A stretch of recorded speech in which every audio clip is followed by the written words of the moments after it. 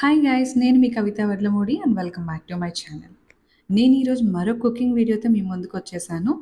ఎటువంటి మసాలాలు వేయకుండా పర్ఫెక్ట్ మేతి చమన్ కర్రీ ఎలా చేయాలో ఈరోజు చూద్దాం. ఫస్ట్ ఒక కట్ట మెంతికూర తీసుకొని కాడలు లేకుండా ఆకు మొత్తం తీసేయాలి. అలాగే పాలకూర ఒక పెద్ద సైజు కట్ట తీసుకొని కాడలు తీసేసి ఆకు మొత్తం సన్నగా కట్ చేయండి.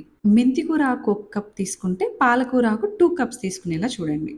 దానివల్ల మెంతికూర చేదుగా అవ్వకుండా టేస్ట్ బావుంటుందనమాట. ఇప్పుడు మెంతికూర అలాగే కట్ చేసి పక్కనుంచుకున్న పాలకూర కలిపి ఒక బౌల్‌లో వేసి శుభ్రంగా క్లీన్ చేయండి. అందులో ఉన్న ఇసుక, మట్టి మొత్తం పోయే వరకు నీట్‌గా క్లీన్ చేయండి. ఈ లోపల స్టవ్ వెలిగించి దాని మీద ఒక పాత్ర పెట్టి సగం వరకు నీళ్ళు పోయండి. అందులోనే ఒక టేబుల్ స్పూన్ ఉప్పు వేసి ఆ నీళ్లు బాగా మరగనివ్వండి. నీళ్లు మరిగిన తర్వాత శుభ్రం చేసి పక్కన పెట్టుకున్న పాలకూర, మెంతికూర ఆకుని అందులో వేసి ఒక 4 నిమిషాల పాటు ఉడకనివ్వండి. మరీ ఎక్కువసేపు ఉంచితే ఆకు చేదుగా అయిపోతుంది. ఇలా ఉడకగానే ఒక గిన్నె తీసుకొని అందులో చల్లని నీళ్లు, ఐస్ ముక్కలు వేసి ఈ ఆకు మొత్తం అందులో వేసేయండి. ఇలా చేయడం వల్ల ఆకుకూర రంగు మారకుండా పచ్చగా ఉంటుంది. పూర్తిగా ఆకుకూర చల్లారిన తర్వాత మిక్సీలో వేసి ఫైన్ పేస్ట్‌లా చేయండి. ఈ పేస్ట్‌ని పక్కన పెట్టేసి ఇప్పుడు స్టవ్ ఆన్ చేసి దాని మీద ఒక కడాయి పెట్టేసి 3 టేబుల్ స్పూన్స్ ఆయిల్ హీట్ చేయండి.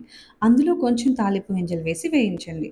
తర్వాత కట్ చేసి పెట్టిన పచ్చిమిర్చి, ఒక ఎండుమిర్చి, సన్నగా తరిగిన ఉల్లిపాయలు వేసి ఫ్రై చేయండి. ఇందులోనే కాస్త ఫ్రై అయిన తర్వాత ఒక రెబ్బ కరివేపాకు వేయండి.